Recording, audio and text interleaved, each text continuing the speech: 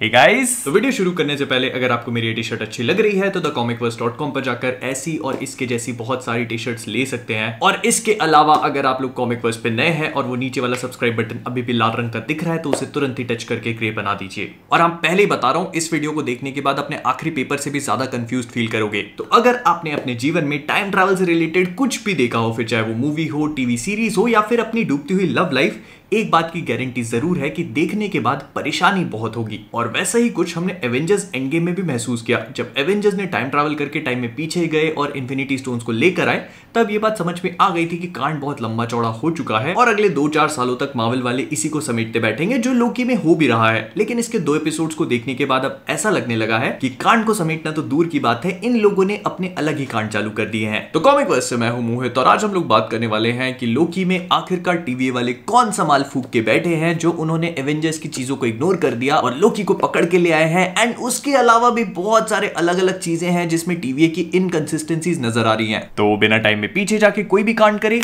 चलिए शुरू करते हैं। अबे कहां 2020 में नहीं जाना है भाई, अभी तो मना किया, 33 साल है वो।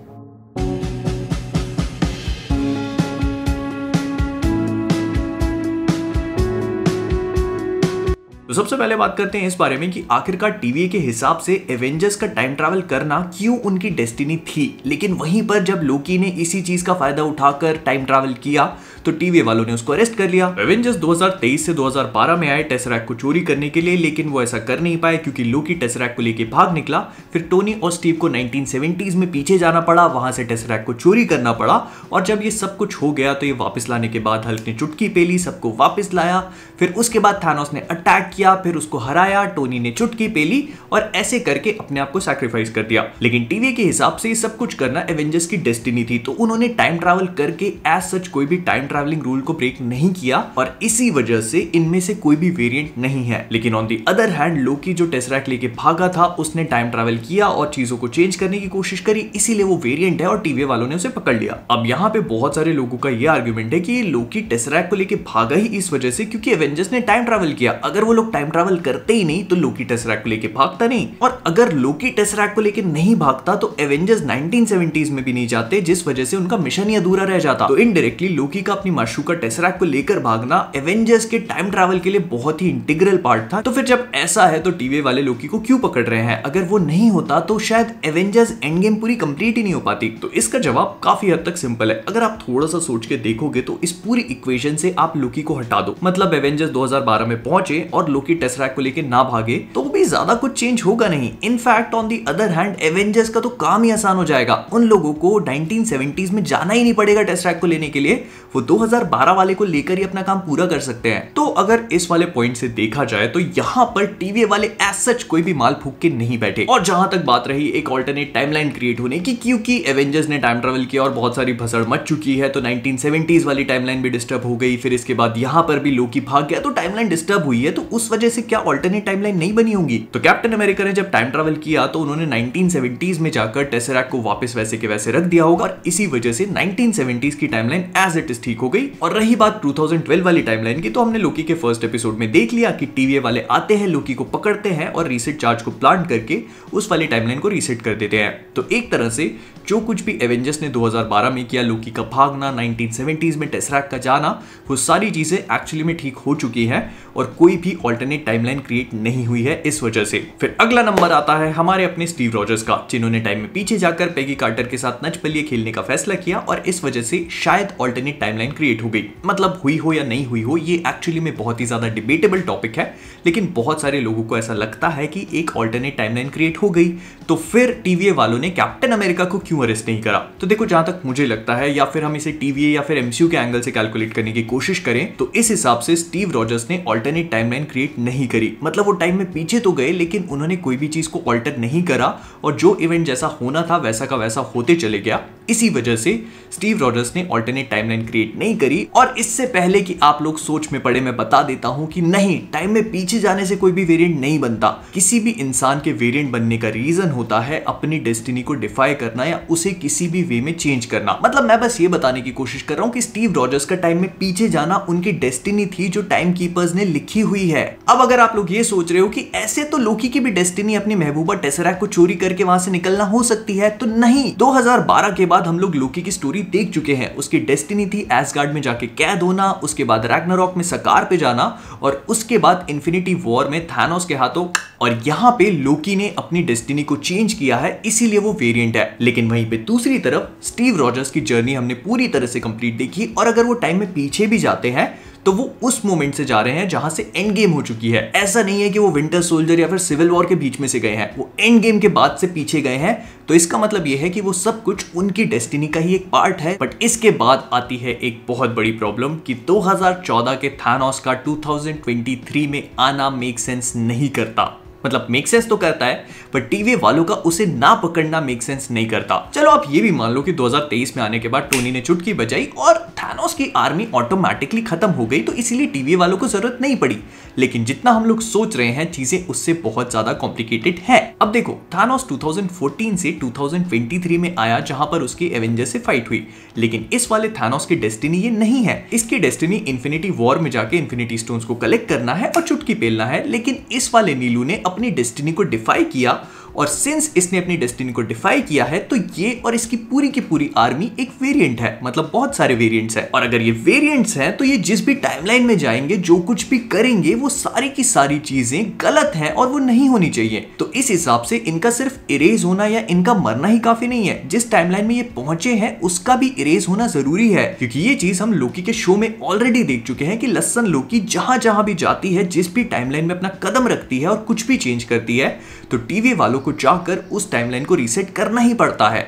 तो इस हिसाब से अगर थानोस और उसकी पूरी की पूरी आर्मी वेरिएंट्स थे और वो 2023 में आए हैं, तो टीवीए को आकर इस टाइमलाइन को भी रीसेट करना पड़ेगा। मतलब ना तो एंड गेम होगी और ना ही टोनी की डेथ। बट मजे की बात ये है कि थानोस का टाइम ट्रैवल करना एक्चुअली में नेक्सस पॉइंट नहीं था। नेक्सस पॉइंट वो था जब नेबुला ने नेबुला के सिग्नल्स कैच करे, क्योंकि अगर ये चीज नहीं होती तो 2014 वाले नीलू को पता ही नहीं चलता कि आखिरकार हो क्या रहा है और ऐसे वो कभी भी 2023 में जाता ही नहीं। पर अगर एक ही टाइम में दो नेबुला है तो सिग्नल तो कैच होंगे ही। इसका मतलब रोडी और नेबुला का टाइम में पीछे जाना नेक्सस पॉइंट था, मीनिंग इनको वो काम करना ही नहीं था। लेकिन एवेंजर्स की तो डेस्टिनी थी टाइम ट्रैवल करना, और अगर रोडी और नेबुला टाइम ट्रैवल करके अपनी डेस्टिनी को फुलफिल नहीं करते हैं तो नेक्सस पॉइंट तो वैसे भी क्रिएट हो जाएगा। पर अगर वो लोग टाइम ट्रैवल कर भी रहे हैं तो नेबुला के सिग्नल कैच करने से थानोस वैसे ही टाइम ट्रैवल करके वेरिएंट बन रहा है और नेक्सस पॉइंट को क्रिएट कर रहा है। मैंने बोला था ना कंफ्यूजन क्रिएट होगा। कॉमिक वर्स के एक और एपिसोड में आप सभी का स्वागत है। तो देखो, इस पूरी थानोस वाली चीज का मैं तो मेक सेंस नहीं कर पा रहा हूं। अगर आपके समझ में कोई भी छोटी मोटी भी चीज आ रही हो या फिर आप थोड़ा बहुत भी अंडरस्टैंड कर पा रहे हो तो प्लीज कमेंट सेक्शन में बताना या फिर इंस्टाग्राम पे स्टोरी डाल के मुझे टैग कर देना। जो भी सबसे बेस्ट और पॉसिबल थ्योरी होगी उसको मैं एक बढ़िया सी शाउट आउट दूंगा। सबसे बढ़िया बोला मैंने, जो फीजिबल और सही लगेगी उसे। लेकिन इन सब चीजों को देखने और समझने के बाद मुझे एक चीज तो समझ में आ गई है कि टीवी वाले किस चीज का नशा कर रहे हैं, खड़ी डिटर्जेंट का।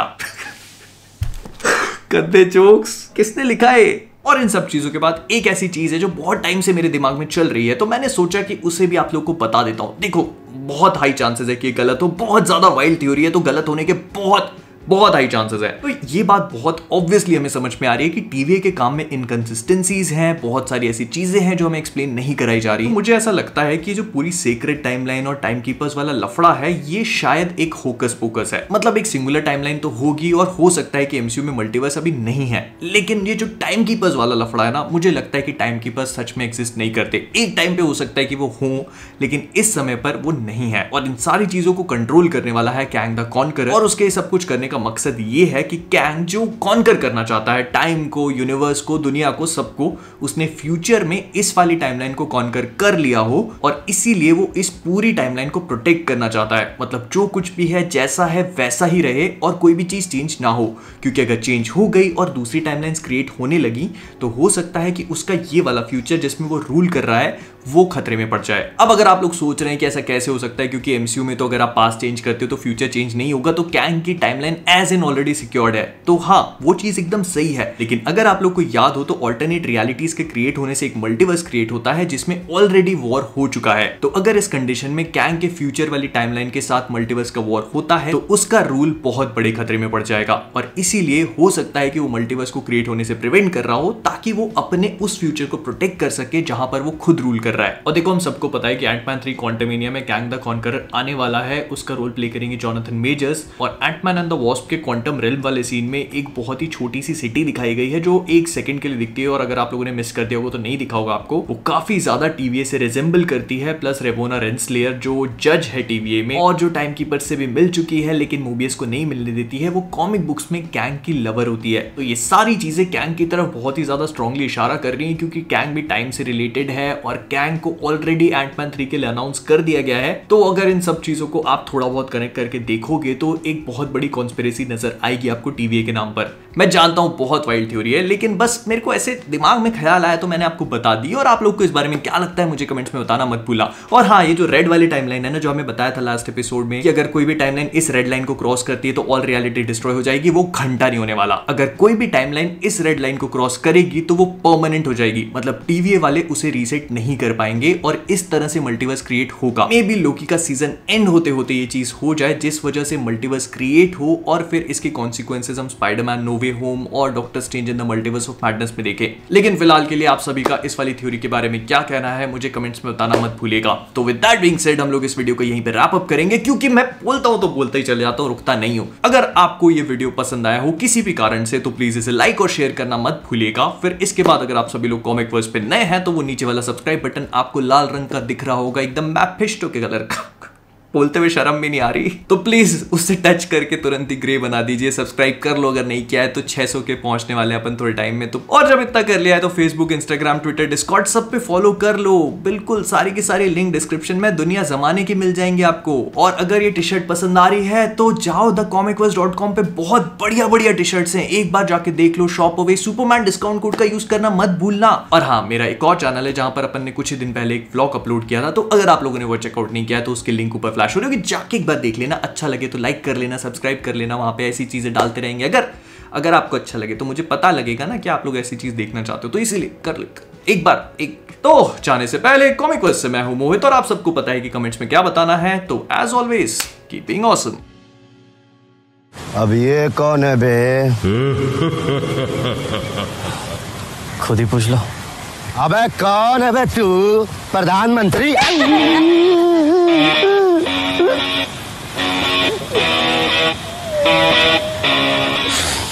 जब से तू मिला ना, अपना तो आतंक ही खत्म हो गया है यार।